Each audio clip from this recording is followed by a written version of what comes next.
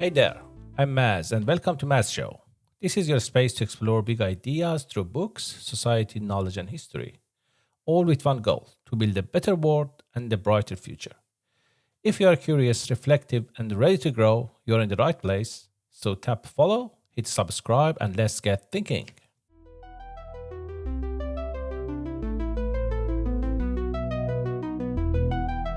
You know that feeling when you're absolutely certain you aced an exam only to get your grade back and ouch. Today, we're diving into the fascinating world of overconfidence, why we think we're better than we actually are, how it affects everything from our relationships to our bank accounts, and what we can do about it. And it's such a pervasive thing. You know what's really mind-blowing? Research shows that 93% of American drivers believe they're better than average. Wait, how is that even possible? It's not. That's exactly the point. It's statistically impossible for 93% of people to be above average. But this perfectly illustrates how deeply rooted overconfidence is in human psychology. So what exactly is happening in our brains when we get overconfident? Well, according to Dr. Dylan Harper from Giles and Associates Family Psychology, overconfidence is actually our brain's way of boosting self-esteem and reducing anxiety. Oh, so it's like a psychological defense mechanism? Exactly. Our brains tend to focus on past wins while conveniently minimizing or ignoring failures. It feels great in the moment, but it can lead us to believe we're practically invincible. And I imagine that can cause some pretty serious problems. Oh, absolutely. Research has identified three main types of overconfidence: overestimation, overplacement, and overprecision. Could you break those down for us? Sure, overestimation is when we overestimate our actual abilities or performance, like thinking you can definitely finish writing that paper in one night. Oh, I think we've all been there. Overplacement is when we think we're better than others, like those drivers who all think they're above average. And overprecision? That's when we're too certain about the accuracy of our beliefs. It's what makes people argue passionately about topics they actually know very little about. Ah, so that explains social media debates. But here's what's really interesting. Overconfidence isn't always bad. In some contexts, it can actually be beneficial. Really? How so? Research shows that overconfident managers tend to push for innovation more frequently, and they're better at persuading investors to back higher-risk projects. So it's kind of a double-edged sword? Exactly. Successful people often show overconfidence, but overconfidence itself isn't what determines success. Let's talk about relationships. How does overconfidence play out there? This is fascinating. Research shows that when we're in love, we actually become less sensitive to our partner's emotional world. Wait, what? That seems counterintuitive. It does, right? But it's because intense feelings are enveloping, they make us project our own emotional state onto others. So we might think everything's perfect just because we feel great? Exactly. And this is where the illusion of certainty becomes dangerous in relationships. How so? Well, we tend to believe things like we'll be together forever or we'll always be happy. But 100% certainty in relationships is an illusion magnified by the power of love. That's pretty sobering. And it gets even more interesting when we look at financial decision-making. I can imagine overconfidence could be pretty costly there. Absolutely. Research shows overconfident investors tend to trade more frequently than necessary, leading to higher transaction costs and reduced returns. So they think they can outsmart the market? Exactly. And they often concentrate their investments in just a few assets, believing they can accurately predict which ones will perform best. That sounds risky. It is. But what's really fascinating is how this connects to something called the illusion of control.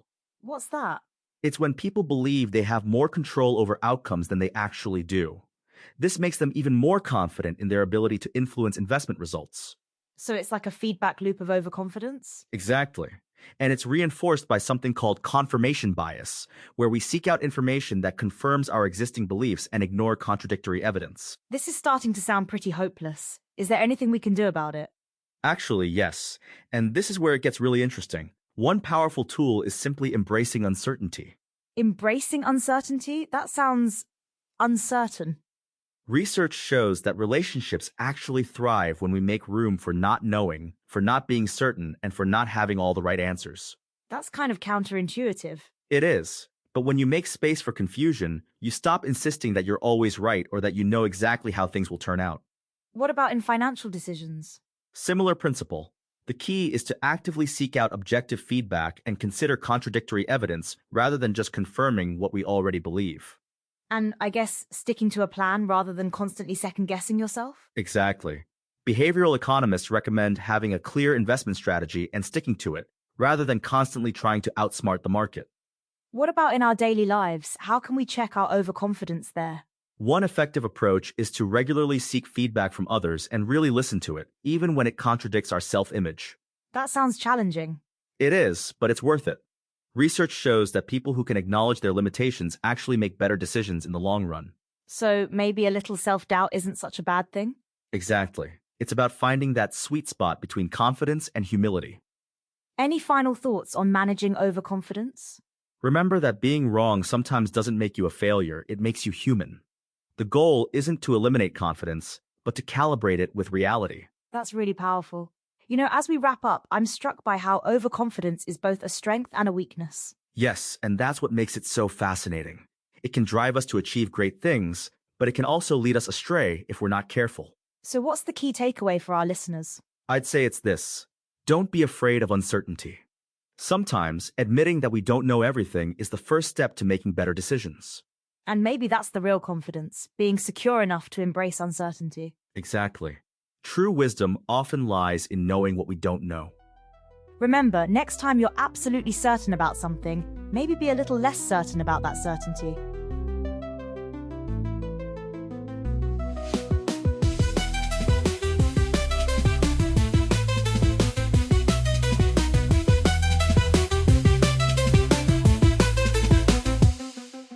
Mad show, let's go, open up your mind and grow. Facts and stories, things you never know. Every episode, we light the glow. Step into the world of Mad Show. Turn it up, let the rhythm flow. Feel the beat, take control. Don't be shy, just let it go. This is where the magic grows. Tune in now, it's the Mash Show. Lights up bright and minds will glow. Every day we learn and grow. Come along and join the flow. New ideas begin to shine. Breaking limits, crossing lines. Every moment feels divine. In the world of Mash Show time. Turn it up, let the rhythm flow. Feel the beat, take control. Don't be shy, just let it go. This is where the magic grows. Tune in now, it's the Mash Show. Lights up bright and minds will glow. Every day we learn and grow. Come along and join the flow.